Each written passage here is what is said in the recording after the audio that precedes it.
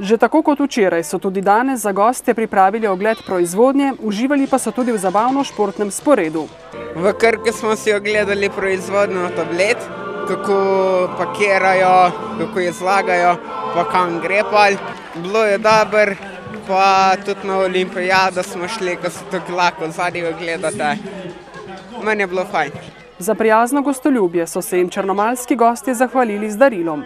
Sicer pa se je skupina krkašev danes odpravila na novomeški Rdeči križ, kjer so pomagali pri pripravi prehrambenih paketov in sortiranju oblačil.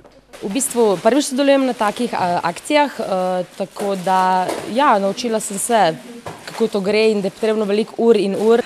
Predvsem zaradi tega, ker rada pomagam ljudem, pa ne samo ljudem, tudi živalim. Zdaj mi je bila to idealna prilika, da pač spoznam delo tudi Rdečega križa, kako se stvari odvijajo.